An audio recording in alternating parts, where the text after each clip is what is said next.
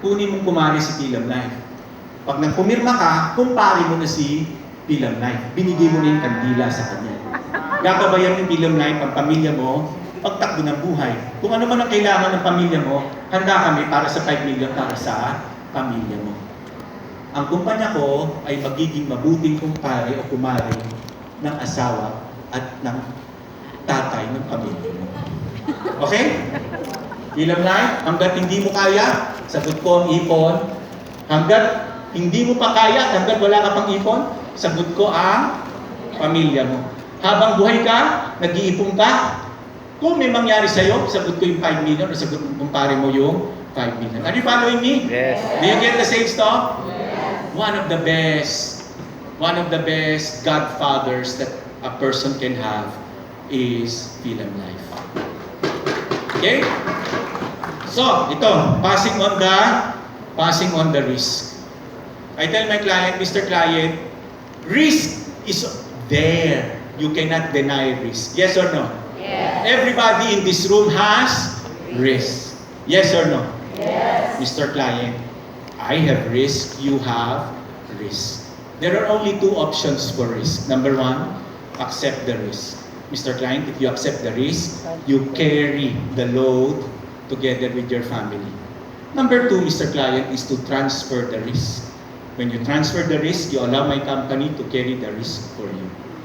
Mr. Client, let me talk about critical illness. The cost of critical illness, they say, is around 2 million today. That's the average. Mr. Client, right now, your family carries the risk of 2 million. Are you following? Yes. Mr. Client, you know my company, we have a net income of 9 billion, a net worth of 78 billion. We have assets of around 246 billion. We have the financial muscle to carry that risk. Why don't you pass on that risk to us? Are you following me? And then I tell my client, and you know what, Mr. Client, what Pilum Life will do, it will just pass to you a very small cost of insurance. 5% of the total risk. That is all that you have to carry for 20 years. But my company will carry the risk for your entire life. Would that be a good deal, Mr. Client? Would that be a good deal? Very good. Parang hindi good deal sa inyo eh. Very, very good. Did you get this? Okay, passing on the risk. Concept of accountability. Mabilis ba? Okay lang. Okay lang? Okay, Kailangan very na good. video. Concept of accountability. Ito, lumang style Kailangan to, na mga video. kapatid. Luma na itong style na to. May buhok pa ako, ginagamit ko na to. Alam mo, ang problema kasi nauwi tayo sa iPad eh. Are you with me? Yes. Nauwi tayo sa iPad. Yesterday, Sanjay was telling, ito magandang kwento ni Sanjay eh. When you go to a doctor, does the doctor open an iPad and shows you a PowerPoint presentation? Hindi, di ba? Kasi sabihin mo, ano klaseng doktor to? Ha? Sasabihin ng doktor sa'yo, pagpasok mo, sasabihin ng doktor, halika dito, ito presentation ko sa'yo. Eh, ang gusto mo, personalized presentation. Yes or no? Yes. So what the doctor does, he scribbles, and Sanjay made the slap by saying, he scribbles, and even he doesn't understand what he's writing. But when he explains it to you, you agree. Tama? Yes or no? Yes. So he says, when you have a PowerPoint presentation, you look professional. But when you have paper and pen, you become successful. Always have a paper and pen. That is old school. But that is where really we can explain to the client. So this is what I do. I write a T-square, I place here your accountability, and I place here our accountability. Then I place, Mr. Client, our accountability, critical illness of 2 million, minor critical illness of 500,000, vitality coverage of 50% if you make it to gold, waiver of premium of 1.291,700. Total accountability is 4.7 million. Maliwanag naman kung paano natin nakuha yun, tama? And then I place there your accountability, Mr. Client, annual of 64,000 times 20 years. Your total accountability will be 1.3 million versus 4.8 million. And then you ask your client, Mr. Client, which accountability would you like? And then you keep quiet.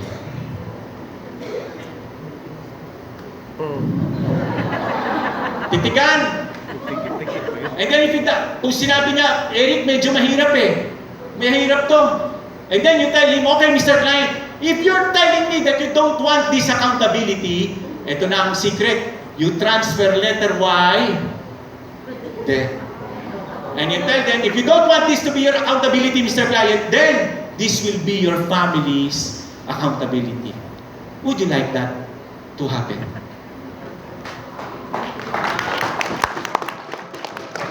Okay, 3 checks concept from Hal Goodgren. Hal Goodgren says, if anything untoward happens to you, Mr. Client, hinihingal na ako.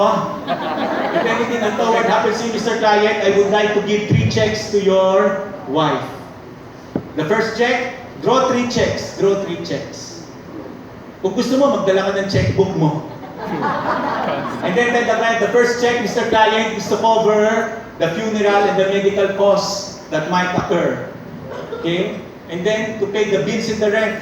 Alam niyo mga bills in the rent, kuryente, tubig, yung mga kailangan ka agad bayaran. Are you following? Yes. Mr. Client, in my experience, this will be around 750,000 for funeral, medical expense, 250,000 for the ref bills.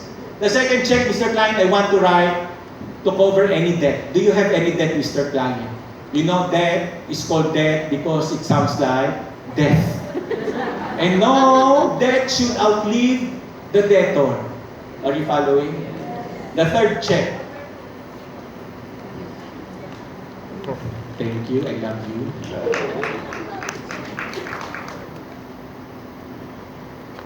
Thank you. The third check is for the family legacy, to make sure the kids go to school, that the family can maintain the lifestyle that you desire. This will be around 10 times. And that is what you call the 3-check concept. And then when you're done, you tell your client, by the way, Mr. Client, if anything untoward happens to your spouse, I would also like to leave 3 checks for you. Para yung mag-asawa, na-cover mo na. Are you following? Yes. Okay. The tree trunk and its roots. This is from Sanjay, and I will share it with you. Very, very good concept. Mr. Client, suppose you have a big tree, a big bountiful tree. Okay? The tree has roots deep into the ground, and it has branches that spread out with fruits, bearing good fruits. Okay? Mr. Client, can I ask you, if I cut off the trunk but leave the roots deep into the ground, will the tree grow and continue to live? What is the answer? Yes. Mr. Client, if I do it the other way around, I cut off the roots but leave the trunk and the fruits, will the tree continue to live? Mr. Client, the fruits and the leaves and the branches are your assets. They are the fruits of your hard work. The roots is your income. For as long as you have income, the tree can always grow back. You can lose your assets, fire can raise your house, but as long as you have good income, you can grow back your assets. But Mr. Client, once I take out the income, even the fruits and the leaves, you can lose. Mr. Client, my job is to protect the roots of the tree. And I have a good program to protect your roots or your income. And the program is called AIA-CP, AIA-IO. Would you like to see my program, Mr. Client? Maliwanag? Okay? The last one, the shock absorber. Shock absorber. I tell my client, Mr. Client, life is like a road, and your family is traveling in a car, and you are the main driver of the car. Pangit lang ang drawing ko, parang katangke. But you are the main driver of the car. Mr. Client, life is not a straight road. It has bumps, it has holes, and it has humps. Fortunately, Mr. Client, in our car, there is what you call a shock absorber. So that when the car passes through the holes and the humps, your family does not really feel the bumps. Am I right, Mr. Client? Mr. Client, imagine if I take out the shock absorber. What will happen when the car passes through the road of life? Your family will surely feel the holes and the bumps. Am I right? Mr. Client, the shock absorber is your income. For as long as income is there, even if your car passes through the holes and the humps, your income can absorb the shock. But once the income is gone, your family will feel the impact. Mr. Client, I am selling a shock absorber for your car to protect your income and your family from the humps and bumps of life. Would you like to see my program? Yes, okay. Alright? Okay? Gusto niyo pa ba? Yes. I have 10 minutes. So, I will tell you about story selling. Are you ready? You know, you can tell stories and you can sell through stories. They say stories have a powerful way of expressing what you want to your client. Marami na akong kinuwento. At siguro yung ibang kwento dito narinig nyo na. Ito, narinig nyo siyempre. I always tell that. The 3 horsemen in the middle of the night. Yes or no? But for those who have not yet heard it, I will say it again. Okay? May 3 nangangabayo, 3 horsemen in the middle of the night, in the middle of the forest. It was so dark, they couldn't see anything. Suddenly, a voice told them, Mr. Client, the voice said, "Stop!" And the horses started to stop. And they were saying, "Who is talking to us? Sino na tumatawag sa atin?" And then, the voice said to them, "Pumulot kayo ng bato, pick up stones." The 3rd horseman said, "Nobody can see me, it's so dark, I will not pick up any stones." The 2nd horseman said, "In so dark, nobody can see me, I will just pick up 2 stones." Ang sabi ng unang horseman, "Even if it's so dark and nobody can see me, I will fill my sack with stones."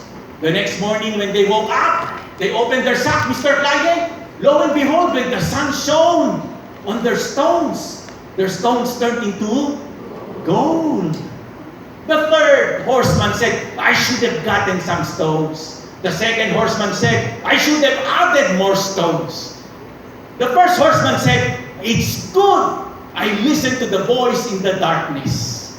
Mabuti na lang nakinig ako dun sa boses sa kadiliman. Mr. Klein, ako ang boses sa kadiliman. I am the voice in the darkness. Today, it is dark because you cannot see the value. But tomorrow, when the unexpected happens and the rays of love shines upon the stones, you can see that they will turn into gold for your family. Mr. Klein, I am the voice in the darkness. Storytelling, tama? Tama? Kaming gabi, mag-practice na kayo.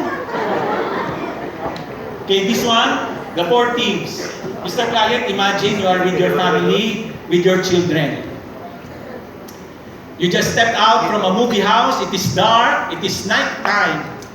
While you are walking on your way home, 4 thieves approach you with knives and guns. Mr. Client, you remember you brought your gun with you.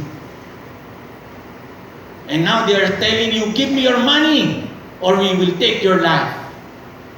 Mr. Client, can I ask you, will you draw your gun to fight off the thieves? What is your answer? Probably. No. Why would you put your children's life at risk? You know, Mr. Client, every day we go out, there are 4 thieves that approach us. Sickness, accident, death, and disability. These 4 thieves threaten the lives of our family with their knives and guns. But this time, you don't need to draw out a gun. All you need to draw out is your pen and to sign my application.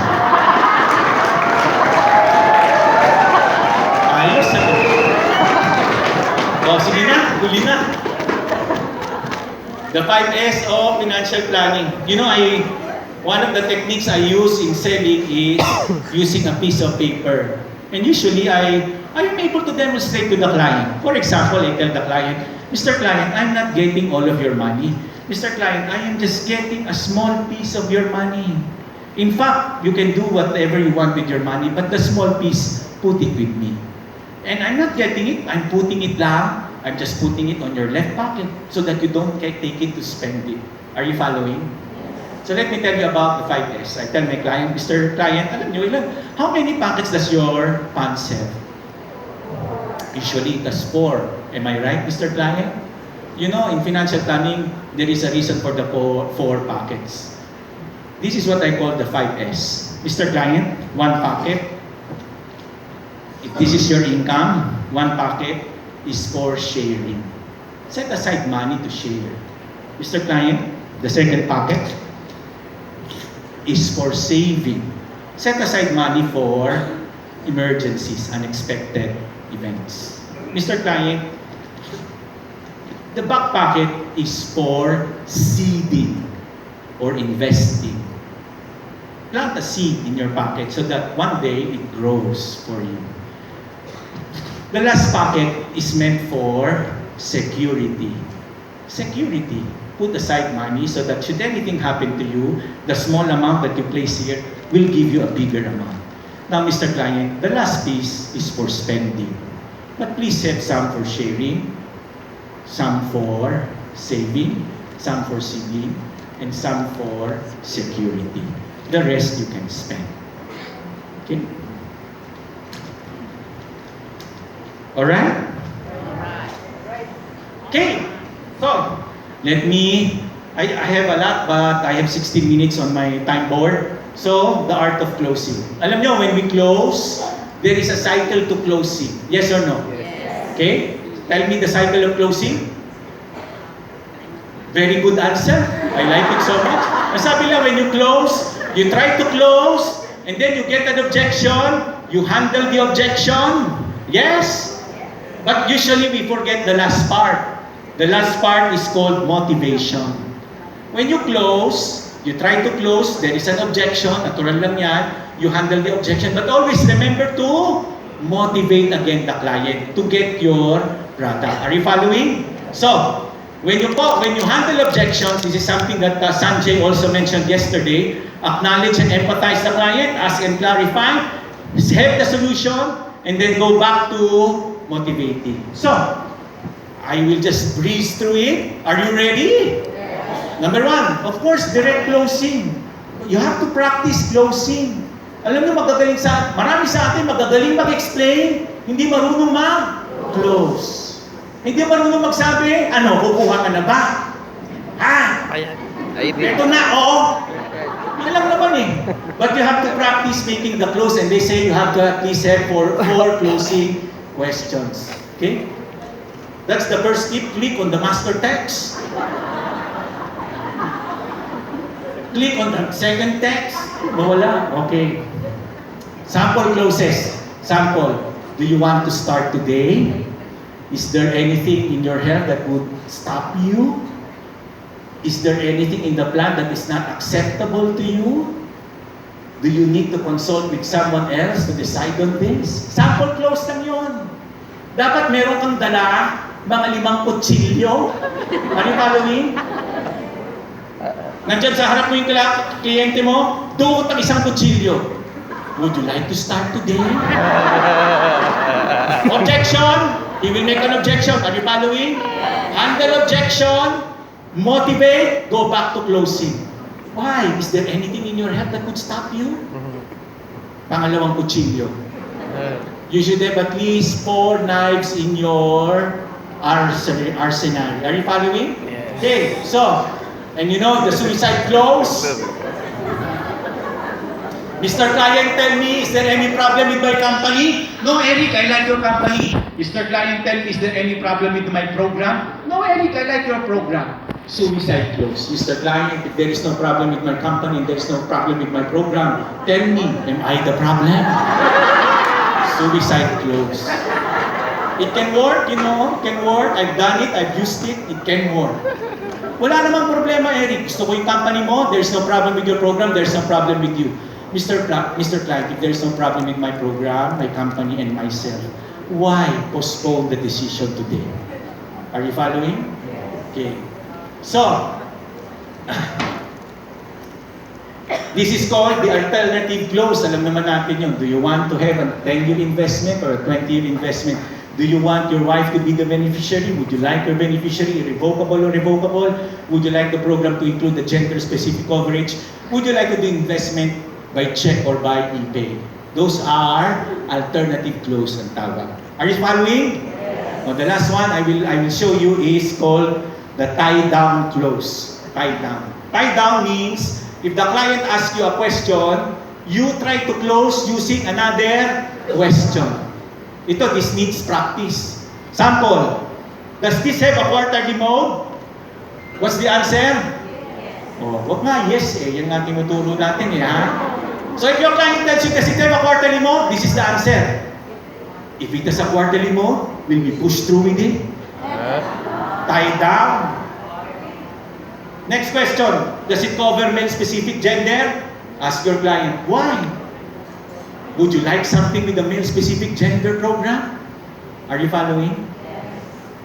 Third question, can I pay through the bank? Mr. Client, can we push through with the application since we accept bank payments? In other words, niyayari mo siya sa sarili niyang pananalita. Are you following? Number one rule, if you don't ask, the answer is always no. Let's go to handling objections. Handling objections. I know this. Do not fight the objection, but help the prospect overcome the barrier in his mind. Okay? Yung iba sa atin, yung gusto sa objection, tanggalin eh. Hindi ubra. Ang gagawin mo, you have to help the prospect overcome the barrier in his mind. And the way to do that is, there is a big objection because they see small value in what you are offering. Are you following? The objection is greater than the value. The challenge is to make the value greater than the objection. Are you with me? Alright. Handling objections, the cycle. Number one, acknowledge and empathize. You know, acknowledge and empathize, importante yun.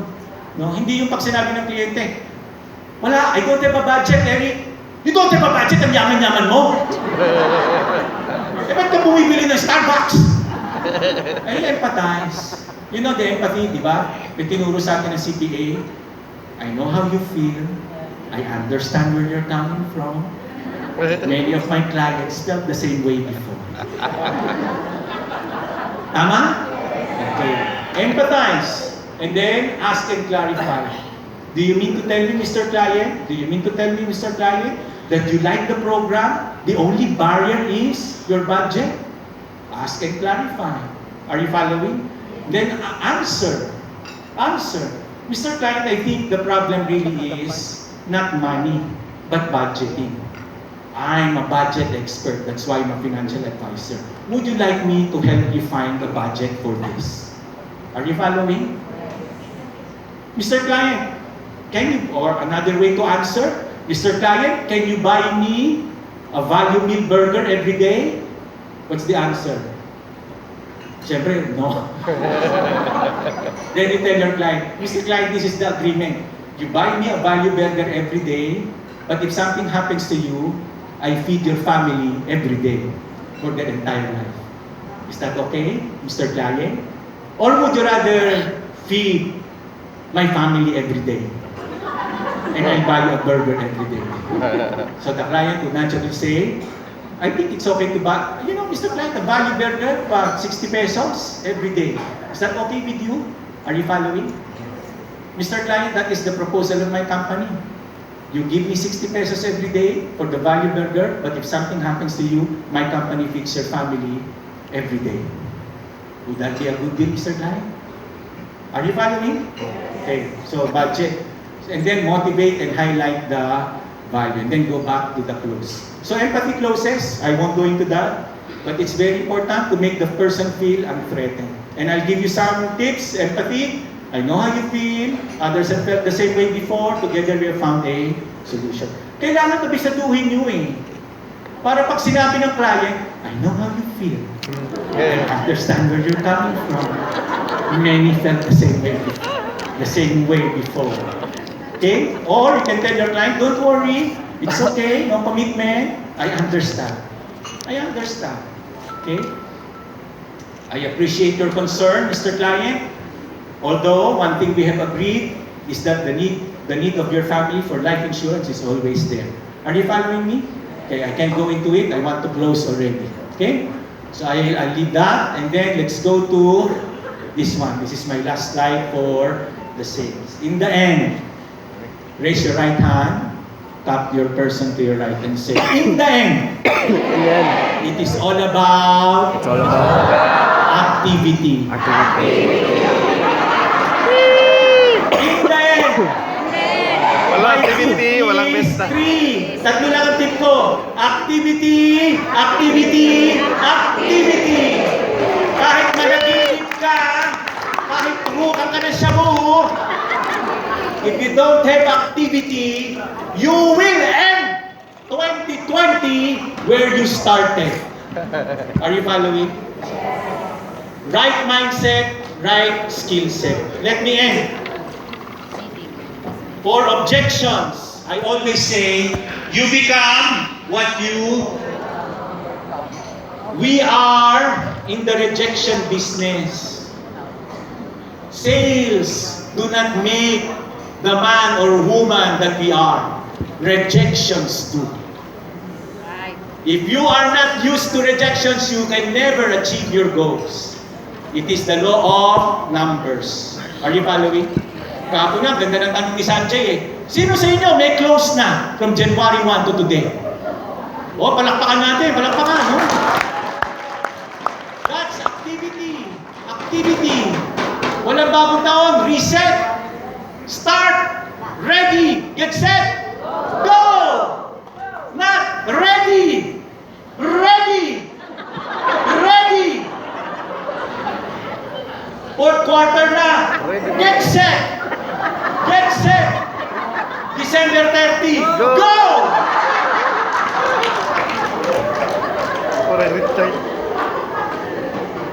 So let me end with this. I have 5 minutes. People don't care how much you know until they know how much you care. I started by showing you real life stories. Our job really is one of the most noble and most sacred vocations. Vocation, when you look at it, it says vocare, to be called. Each one in this room has been called. You may not know it. Pinilit lang ako eh. But you have been called. And I will give you 3 verses in the Bible that would tell us how sacred our work is. Verse number 1. God defends the cause of the fatherless and the widow, giving him food and clothing. Our job is to give food and clothing to the fatherless and the widow. Our job is to extend God's mercy to the fatherless and the widow. Verse number 2, a prudent person foresees danger and takes precaution. The simpleton goes blindly and suffers the consequences. Our job is to help people foresee danger and take precaution. Verse number 3, divide your portion to 7 or even to 8, for you do not know what misfortune may occur on earth. Our job, our mission, our purpose is to divide and help people divide their portions to 7 or 8 so that they can secure in case misfortune happens. Let me close with a Facebook post by one of our advisors in Cavite, who is now an AM, Roy Ventura. It's called, can we read it together?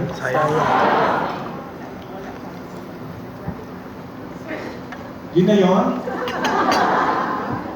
Meron akong ano doon Wala po. Boss, I have 3 minutes. Yung FB post, wala ba? Sayang.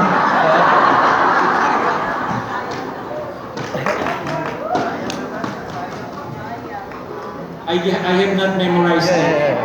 Okay. Roy Ventura is with Banji and Ventura.